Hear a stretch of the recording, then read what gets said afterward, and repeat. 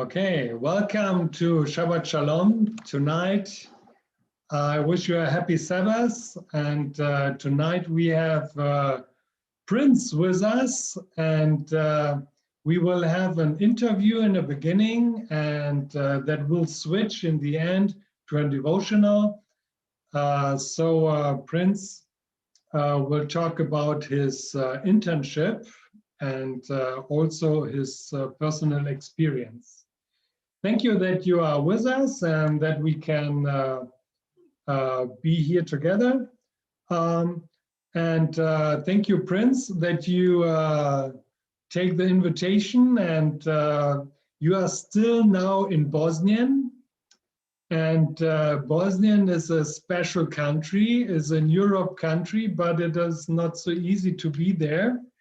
And I want to ask you on which way you come to Bosnian. How was it to say, okay, I go to Bosnian? Often I hear some students goes back to their own country or maybe to Adra, Germany or something else. But you comes from Ghana, you study in Germany, and now you make your internship in Bosnian. Please, can you tell about a little bit there? Oh, please open your mic. Thank you, Ditma, yeah. And also thank you for having me here on today's Shabbat Shalom. I do appreciate that. And I just want to also say good evening to your viewers wherever they are. It's interesting because initially, when I came to Friedensau and I got to know that we are supposed to have an internship, I said, oh, then there's an opportunity for me to explore another country.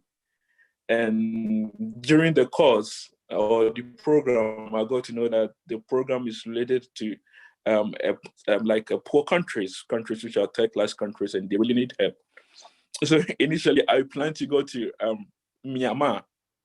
Yeah, that was last year. By this time, I was making all the plans, and I got a place in Myanmar. But because of Corona and what's happening in this world, the pandemic, everything just scattered and it didn't work out. So I had this opportunity from my faculty, my head of department, and some few friends also told me about this Erasmus program. So I went to the faculty and talked to them about how the situation is. And they said, oh, it's fine, I can go for the internship in Bosnia. So this is the reason why I'm in Bosnia. So it's like an Erasmus with a collaboration with Friedensau, my university, and collaboration with myself too, and ADRA. That's why I'm here in Bosnia. Wow, okay. Yeah. So the students in Friedensau, they're interested on your way. They can ask you and you can explain it, how you do it. All right. The application process is pretty simple.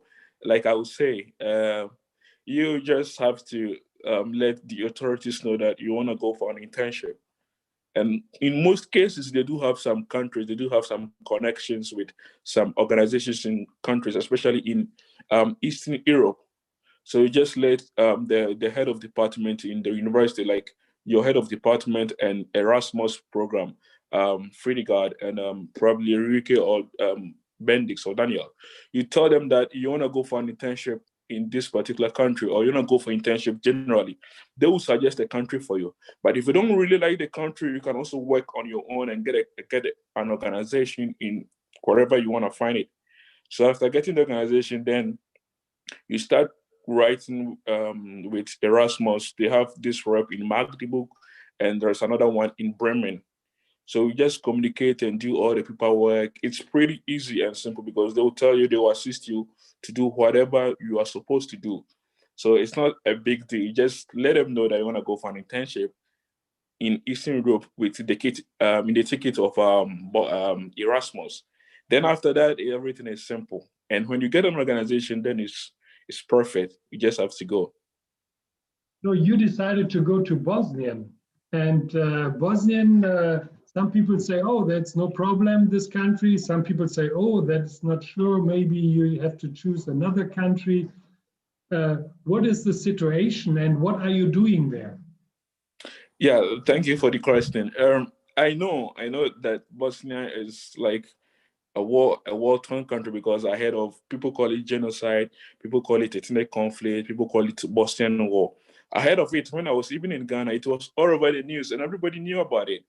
So when this opportunity came and I'm supposed to go to Bosnia and Herzegovina, I was like, oh really? I'm going to this place. Is the place cool? So I made some research about the country, but I got to know that it's a tourist friendly and it's also a good place for foreigners, and you can live, and like the situation is no more.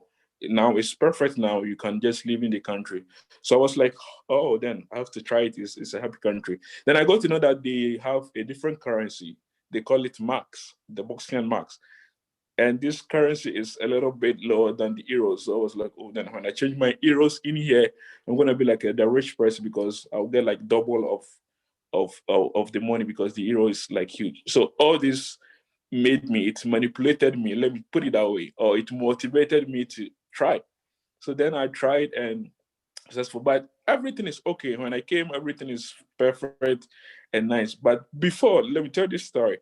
Before I was coming, and I came with Austrian Airlines, and I was supposed to transit in Vienna. Then it was successful from Berlin to Vienna. So when I was supposed to move from Vienna to Sarajevo, that's the capital of Bosnia and Herzegovina, and this is where I am now, Sarajevo.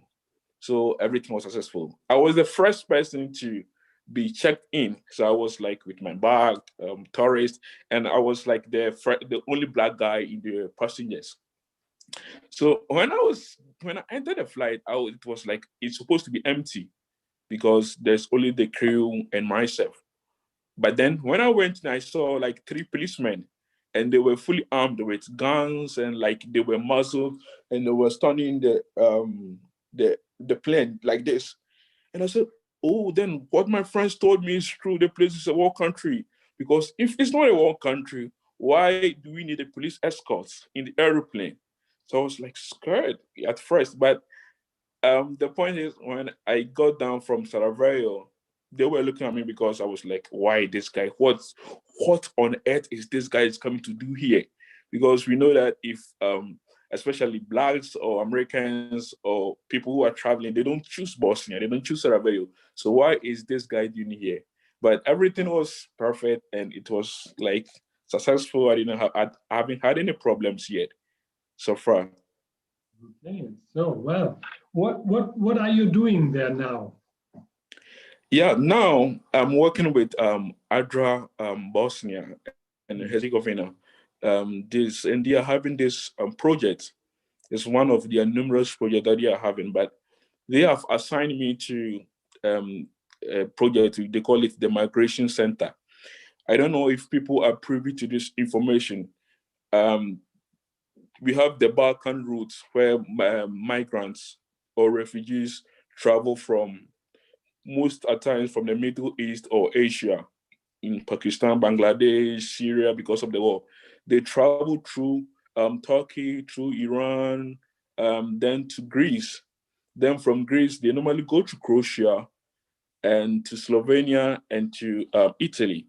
But here's the case that something has happened recently in 2018 because Slovenia and Croatia increased their security system. So they diverted to the Bosnia.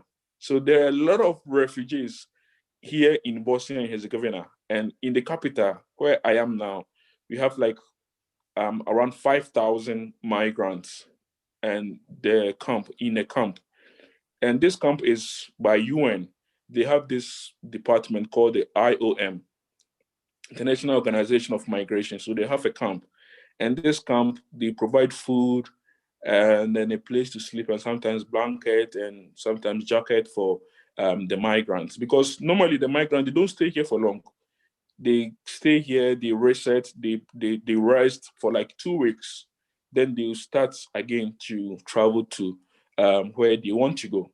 So here in the camp, we as ADRA, we are there and we are working with the migrants themselves to educate them on languages, and I'm happy to tell you that I'm the German teacher. I teach German. Yeah, I teach German. Yeah, like basic German. So don't test me. Basic German there. So I teach German and some computer skills and English language as well. But then we also provide psychosocial support because some of them need support. They are desperate, they are stressed because they just eat and sleep, eat and sleep. So we are there as ADRA to protect to provide them with this education stuff, and to help them when they go to their destination countries. It's not going to be a problem. So we teach them the Bosnian language, the English language, the German language. As of now, we don't have anybody to teach Italian, or Spanish or French, but we do teach them with these three languages and computer skills as well. Wow. Yeah. So when you have the entrance for the refugee camp, is that right? Yeah, come again. So you can enter the refugee camp with, is there a border to get in or out, or how can I think about it? Yeah. It's like it's a place, but it's it's in enclosed borders. So they have these strong securities as well in the main gate. So I have my ID card with my picture, with my blood group, and with some other informations. I think the date of birth or something like that on my ID card. So whenever I'm going to the camp, I just put that in on my neck to show the security guys that, hey, I'm working here with you guys, so allow me to enter. But then you need to write that you are entering the camp at this particular time. And when you are leaving the camp, you need to let them know that, hey, I'm leaving the camp at this particular time. So that's the trick. But one interesting thing that I want to talk about is, because of me coming from Africa, the workers in there think that I'm also a refugee, because there's this slight difference between our ID cards and the ID cards of the refugees or the migrants. Let me put it that way, because most of them are not refugees, they're just migrants. So if you don't come close to see, ours have a green color and theirs have a red color.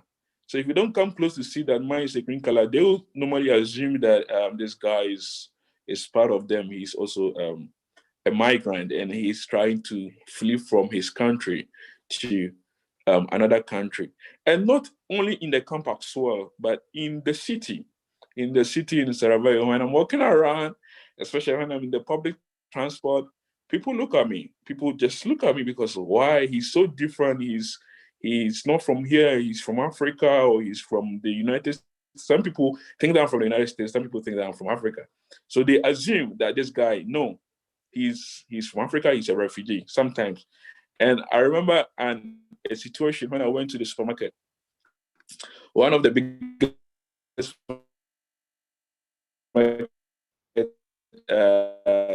in the city. You just pick your trolley, you just do whatever you want to do. I got in and the securities and the staff were thinking that, this guy is a refugee and he's in here to cause trouble, because they have this stereotype, or they have this notion that normally the refugees causes troubles or the migrant causes trouble. They try to steal stuff. So when I went there alone, there were like 3 security guys, and a lot of people, but because of me, I was policed by 1 security guy. So when I was shopping, I just turned my head and the guy is looking at me and the guy was trying to do something else. But I knew he was like policing me because he thinks that I'm a migrant. So when I bought the stuff, because of him, I bought expensive stuff. I wanted to prove to him that I'm not a migrant. I'm stable. I have a stable. I'm from Germany. I'm from Berlin. I'm not a migrant. I have money. I can do whatever I want here. So when I went to the counter, there were a lot of people there and they were looking at me. So I intentionally flipped my ID cards. Then they got to know that I have a lot of bank cards and my German visa and other ID cards. And they got to know that, oh, no, this guy is not part of them. He's not part of them. Oh. So that is when you look in the other way. So they say, okay, you are a refugee, and maybe you have stolen the card or something like that, and you are not trustful. Yeah, yes, that's what they were thinking, that this guy, he's not. So because of that, I'm always forced or I'm always motivated to dress formally because the migrants don't normally dress very well. And you see, people are judged by their appearances. So whenever I'm going to work, I put on like formal thing that I didn't do in Germany because I thought it's normal. You can just go with everything. But if you do that, people will mistake you as a migrant, and what is DU might not be given to you. So because of that, I have to dress like strictly formally to wherever I go in the camp. But it also has a positive side because when I went to the camp, the migrants or the refugees, they normally come to me instead of the other guys because I have this connection with them. They think that I'm coming from a place that I've experienced what they've experienced. So they have this connection with me that they come to me always to tell me their stories and they ask for help if I could. So I have this connection with them. So it has the disadvantage side and the advantage side as well. Okay, so we say the evening. So this Shabbat Shalom, we title it was Away from Home. Yeah. What was your idea with this title? Good. This is the first time that I was moving to a country that I didn't know anybody. I didn't know a phrase. When I was coming to Germany from Ghana, I knew some people in the country. Maybe not very close, but I knew people. And I even came with friends. I came with Asamoah and Kofi, and they were my friends. So we came together. So it was okay. But here's the first time that I was going to a country that I didn't know any single person in there. I didn't know the phrase. So this is also the first time that somebody was holding a paper to me like this with my name, Prince Germain, at the airport. So they were waiting for me with a placard or with a paper with my name at the airport. So it was like my first time of moving out of a country that I didn't know. So my plan was, really? So I'm away from home. Germany is not actually my home, but I've stayed there for like almost 2.5 years now, and it has been my home for now. And I'm moving from that home to another place that I don't know anybody about. So how is the situation gonna be? And how is the experience? And how it's gonna be like? So this what came in mind when drafting the topic because now I'm away from Ghana. I want to meet my family. I miss them. And now I'm also away from Germany. I wanna come back to Germany because I miss my family and friends in there. But here I am in a different country. So I'm away from home. And when you're away from home, as a person, what are some of the challenges and what are some of the problems do you face, especially in your Christian life or something like that? Oh, okay. So, Prince, when you think about your spiritual experience, what can you tell us? Yeah. When I went to the camp at first, the migrant camp at first, I was very sad because I saw very young, energetic young men. It's only men at my camp. I saw like young, energetic men wasting their time, their precious, because some of them have stayed there for like a year. They just eat and sleep, eat and sleep. So I was like sad. Why are people fleeing? Why are people running from their home countries? What is the problem?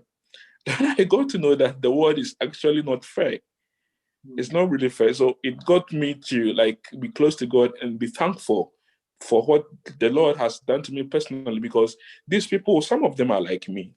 They are men, they are young, and they are from like poor countries. Let me put it that way, like from third world countries.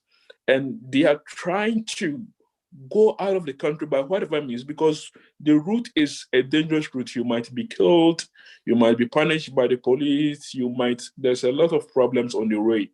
And some of them have moved from their countries for like 8 good years now, some of them 6, and some different. So their stories made me very sad. And I got very close to God, that God, I'm very thankful to you because uh, my lifestyle, some of them talk to me and I tell them that I'm a student in Germany and I came here for an internship and a research also.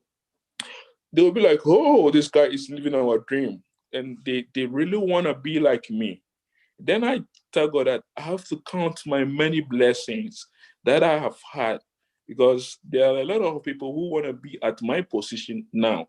And this goes to a lot of Christians as well, because now wherever you are, you might not know what is, you might be complaining, but there are a lot of people who really want to be like you. So we should always be thankful to the Lord and count our blessings. We should aim higher though, but we shouldn't be like, oh, I'm complaining about this, I'm doing this, because a lot of people really want to be like you. And coming here to Sarajevo, here, amidst the corona situation, they have church service. And I have preached like 2 times in the main church. And tomorrow too, I'm preaching at the church. So it's like, yeah, I'm now closer to God than before because of the situations and the other stuff. Okay, thank you. So, is there a point what you want to share with us more? Yeah. So I just want to talk to us about we being away from home. How does the implication be like? Because there was this guy who talked to me yesterday about there are people who steal stuff and other stuff, but God is so quiet. God doesn't punish them. God doesn't do it. The answer that I gave to him that this world is not fair. And what you are supposed to aim is to go home.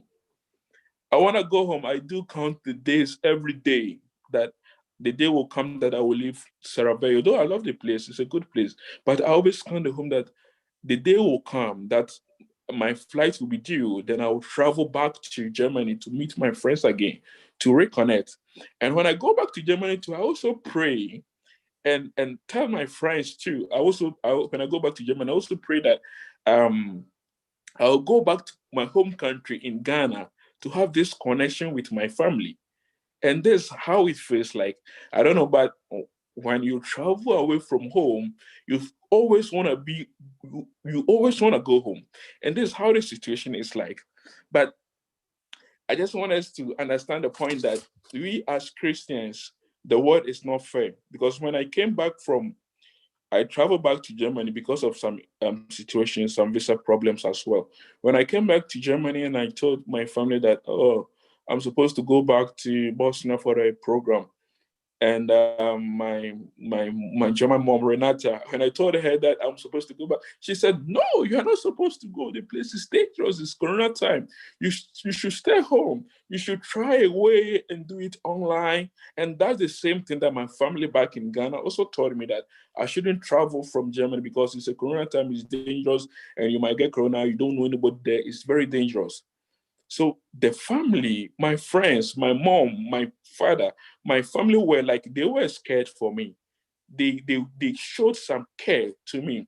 And this is the same situation that we are in now. We as Christians, we as human beings, we should know that this world is not our home. There are a lot of troubles, there are a lot of situations. And there is a Father in heaven who do care about us. And when I say he do care about us, he has promised us that he is going to come back again and take us to a place that will be our permanent home. So it's like, it's a journey. So I just want to motivate someone today, that whatever you're going through right now, you should just understand that there is a family, there's a home that you go someday, and we are all away from home. We shouldn't be too comfortable as Christians, because this is not our home. We are supposed to travel back to our home. And when we go to our home, there's not going to be any problems. These migrants that I was talking to them, some of them want to go back so badly because it's not like what they thought it would be like. Some of them want to come to European countries because where they are now, they don't like it. So people are trying much as possible to go. There are problems, their situation. But what does the Bible say? I just want to share with you this short text from 1 John chapter 3, verse 1 to 3. And here, John talks about something here that I just want to share, and we bring everything to a close. And he said that, behold, what great love the Father has lavished on us, that we should be called the children of God. It's so interesting. When the Bible talks, or when somebody talks, say, hey, behold, it means that there's a surprise. And this surprise is so amazing that he said, there is a Father who has lavished great love unto us as Christians, as people on this earth, as people who are struggling through corona situation, as people who are struggling through marital problems, with education stuff, with other problems that you might think of. There is a Father who has lavished love for us. Like I told you when I was coming back, my family, Renata, and friends said, I shouldn't go. I remember someone did do. Said, don't go back. You should try stay in Germany because they have this love. They care for me. And this is the same situation that the Lord do have for us. The Lord do care for us. So whatever situation you do go through, there's a Father that do care about you. And let me continue with the Bible text that we should be called the children of God. And I tell people that I'm a prince, everybody will be like, oh, so your father is a king. Sometimes I tell them, yeah, my father is a king. And they're happy. But I just want to tell you that we are the children of God, that we should be called the children of God. It's a pleasure. It's I don't know how to put it, but far back in my country, when you go to a good school and you want to tell people that, hey, I went to this college, I went to this university, you feel so proud. Hey, my father is this. Hey, my father is the minister. My father is the chancellor of Germany. You feel so proud. And this is what John wants to tell us today, that we should behold what a great love the Father has lavished on us, that we should be called the children of God. And there's a situation that there are some people who are called the children of God, but they are not really the children of God. So John emphasized that, and that is what we are. The reason the world does not know us is that we do not know him. This is an interesting text that I want to share, or I'm trying to discuss with us this evening. But the verse 2 says, dear friends, now we are children of God, and that we will be has not yet made known. Why couldn't John describe what we will be? He was so amazed that we are called the children of God. But what we will be, it's not yet known. So, like, if you are happy with the Lord, if you give thanks, I just want to tell you that there is a greater things which are yet to come as Christians. Because John says that what we he said what we will be has not yet made known. He couldn't describe it. And it's so interesting. It's so amazing. And I can't wait to see how I'm gonna be. But wait, but we know that when Christ appears, we shall be like him. How is Christ like? Have you ever thought of it? How is Christ like? And how are we gonna be like him? Are we gonna change? Are we gonna get wings? Are we gonna grow like tall like Adam? How are we gonna be like? Have we imagined? My dear friends, I just want us to know that this time around, this world is like we are in a lot of crises. Everybody is complaining. Things we are not in normal times. Things are not really normal, and sometimes what you do pray for, you don't get answers. But I just want to motivate you today with the words of First John chapter 3, verse 1-3, that there is Christ who will appear. And when he do appear, we are going to be like him. The refugees, those people who are having problems, Lebanon, my friend, are trusting. Have you ever asked this? For we shall see him as he is. We will see him with our naked eyes, how he is. Interesting or not?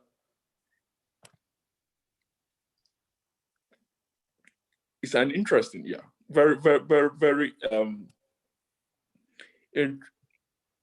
interest. But I don't know if I have my problem with my internet. This is my internet. Okay. Now it's back. Okay, yeah. If it's not okay, you just alert me, because yeah. So what I was saying is, we shall be like him, for we shall see him as he is. We shall see Christ as he is. We have been thinking that who is Christ? How is he like? Away from him. And this is a promise that you said we should be, behold, that we are called the children of God. And we are going to be like the children of God. And we are going to see Christ. And we are going to be like how he is. I can't wait. I can't wait. For troubles that you're going through, just use this as your motivation that there's going to be a time that you are going to be like Christ. You're going to see him, and you shall see him as he is. And for we shall see him as he is, and we shall be like him. But the last verse of the text that I'm reading today is where the point lies. There is something that we are supposed to do before. That's the verse 3. It's not as just like that. He said, all who have this hope in him purify themselves just as he is pure. And this is what I want to end today with, because if we want to leave this earth, if we want to be like Christ, if we want to see him, if we want to move from our troubles and our problems and all these situations, we need to purify ourselves. How could you purify yourselves? We are in a world that is not purified. There are sort of a lot of problems, a lot of situations, and a lot of, I don't know how to describe it, but we do know that the world is competing with the church. The world is competing with Christians. What are we supposed to do? We need to purify ourselves. My dear friends, we need to purify ourselves. This my life. Yeah, I'm live. We need to purify ourselves. Whatever we do in our closet, the skeletons that are in our closet, my dear friends, we need to purify ourselves. The sins that we do in our indoors, in those places, we need to purify ourselves.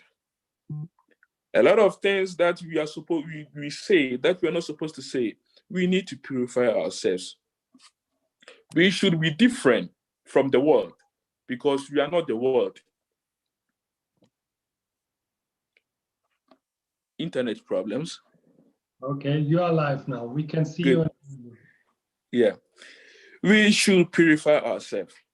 And I want to close, or I want to end this with a quotation from Steps to Christ by Ellen G. White. And as I'm talking about purification, someone will say that, well, Prince, purification, you say it as so easy.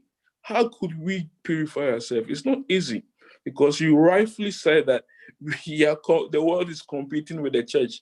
There are a lot of things that the world is doing that we as Christians, we are tempted to do so. How could you purify ourselves? Steps to Christ by Ellen G. White. He said, many are inquiring, how am I to make the surrender of myself to God? You desire to give yourself to him. That's the first point.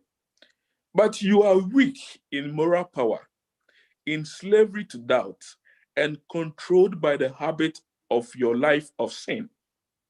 Your promises and resolutions are like ropes of sand. You cannot control your thoughts, your impulses, your affections. The knowledge of your broken promises and forfeited pledges weakens your confidence in your own sincerity and causes you to feel that God cannot accept you. That's the situation. That's what Satan wants us to believe. Satan wants us to understand that we are at a particular point in time that Christ cannot accept us back. He cannot accept us back because we are far gone. We are sinners. But this quote is trying to tell you that, but you need not despair. What you need to understand is the true force of the world. This is the governing power of the nature of man, the power of decision. Let me continue. There are a lot of interesting things here, or of choice. Everything depends on the right action of the will. It's not ended. The power of choice God has given to men, it is theirs to exercise. God has given us the choice, and it is ours to exercise whatever we do with our choice, with our freedom. You cannot change your heart. You cannot of yourself give to God his affections, but you can choose to serve him. Interesting. You can choose to serve God. You can give him your will. He will then work in you to will and to do according to his good pleasure. Thus, your whole nature will be brought under the control of the Holy Spirit of Christ. It's possible that we can purify ourselves, my dear friends. It's very possible. Listening. Your affections will be centered upon him. Your thoughts will be in harmony with him. Desires for goodness and holiness are right as far as they go. But if you stop here, don't stop. Don't stop. When your desires are taking you, don't stop. But if you stop here, they will avail nothing. They will avail nothing. Money will be lost while hoping. This is the last sentence, and you should just listen attentively. I'll end by this. Money will be lost while hoping and desiring to be Christians. It's very deep. Many will be lost while hoping and desiring to be Christians. I want to be Christian so badly. I want to stop the bad things. But if I don't make an action and I keep on desiring, I'll get lost in the end. So what I'm supposed to do, I'm supposed to choose him. I'm supposed to serve him. So let me repeat that part again. Many will be lost while hoping and desiring to be Christians. They do not come to the point of yielding the world to God. They do not now choose to be Christians. This is from Ellen G. White. It's an interesting quote, and I do love it very much. It's in Steps to Christ. Sometimes we hope and we pray that Christ will come, you will go, I want to do. But we keep on desiring, we keep on hoping, we keep on, I want to. But we need to take the action right now. If the word is bad, if the word is a lot of problems, if there's no fairness, there's no justice in this world, and we are away from home and we want to go home, then we need to purify ourselves. And purify ourselves means serving Christ. And serving Christ means we need to make an action. We don't need to keep on desiring.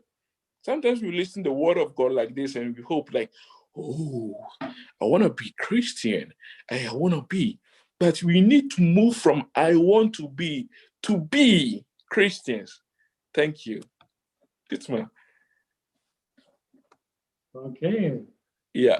Friends, so you can tell stories, and thank you that we can experience, but also thank you that you invite us to follow Jesus, to be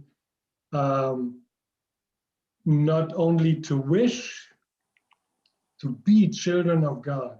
And thank you for your input, for your for spiritual input.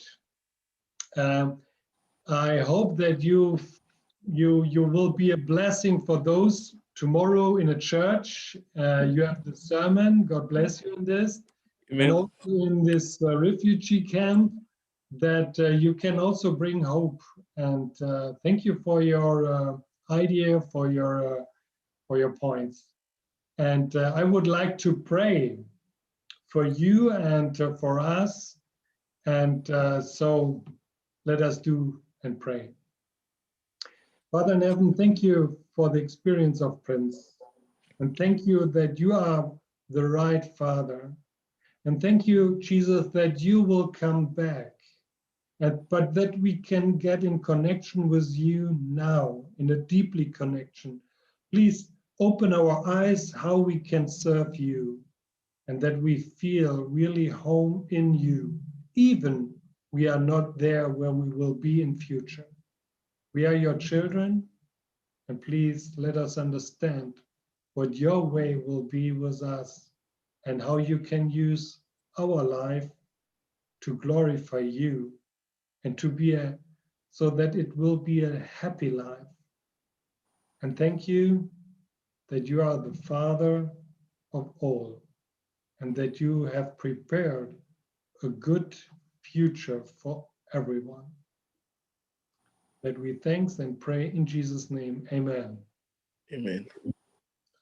Friends, I hope you will come back soon. So I heard on the 7th of February you will come back to Berlin. Yeah, for now, that was the plan. And after that, I might come back to Bosnia again for the rest of the time. I don't know yet, but I will decide soon. Okay, and I Yeah. hope we will see you soon also in Friedensau back. Yeah, I'll be home soon. Yes, I'll we be hope home so. soon. And we hope that the Corona time will open so that we can see us. And now I will invite you tonight, Christoph Till, have a German Sabbath school class, and he sent me a link, but I can't put it on my notebook, on my computer, but maybe I can show you the link, and I don't know if you can screen it. And it's too short. Oh. I have had no the time to put it in my computer. But if you like to join him, he will start in 3 minutes. So, and maybe if you need the link, you can ask Katrin and also Christoph. And now I want to invite you for tomorrow. The German worship will start at 10 o'clock. Stefan Burton-Schnell has a sermon, and at 10:30 there is an English class, and we will share this number and this Zoom by email or by WhatsApp. Please send me if you like to join and you miss the link, the Zoom link. That is every time the same Zoom link. If you have once joined this and you find your link, you can come in this Zoom meeting. And at 11:30 there will be the English service, and Emmanuel Danzo will have the sermon. So I wish you all a happy Sabbath, a blessing Sabbath, and I hope you can have time with friends, even in the special circumstance. God bless you, and we see us. Oh, I have to say that Shabbat Shalom will make a break until the middle of March. So if you like to have a Zoom meeting, you can call me, and maybe we can join in a Zoom and share some experience. But there's no official Shabbat Shalom. It starts again after when the new semester starts. Okay, I wish you a good time since we are still back. So that's it. So happy Sabbath and Shabbat Shalom.